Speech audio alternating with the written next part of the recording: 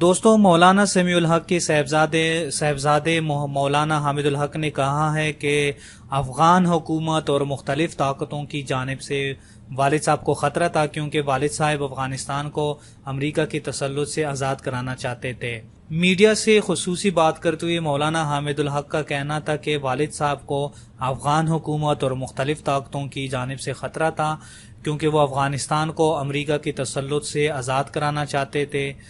جبکہ ہمیں ملکی خفیہ اداروں نے بھی کئی بار بتایا تھا کہ مولانا سمیع الحق بین الاقوامی جو خفیہ ایجنسیز ہیں اور خفیہ ادارے ہیں کے ہدف پر ہے۔ ایک سوال کے جواب میں مولانا حامد الحق کا کہنا تھا کہ ہم نے پولیس اور سیکیورٹی اداروں کو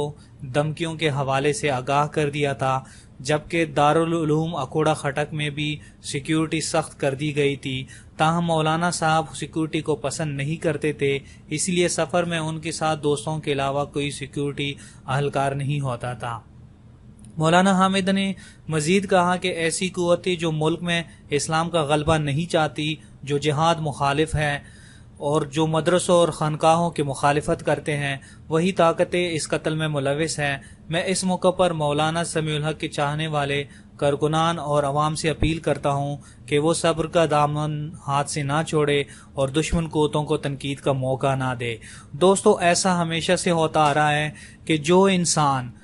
جو انسان اسلامی حکومت اور اسلامی ملک کے لیے، دنیا اسلام کے لیے کچھ کرنا چاہتا ہے، یہ دشمن خفیہ ایجنسیز اس کے پیچھے پڑ جاتی ہے۔ اللہ مولانا سمیع الحق صاحب کو جنت الفردوس میں اعلیٰ مقام نصیب فرمائے، اور یہ جس نے بھی کیا ہے انشاءاللہ بہت جلد پتہ چل جائے گا کہ اس کی پیچھے کس کا ہاتھ ہے، کیونکہ حکومت اور طالبان کے درمیان مولانا سمیع الحق صاحب کا جو کردار تھا وہ بہت ہی نہایت اہم اور اقدام انہوں نے اٹھائے تھے حکومت اور طالبان کے درمیان مذاکرات کے سلسلے میں،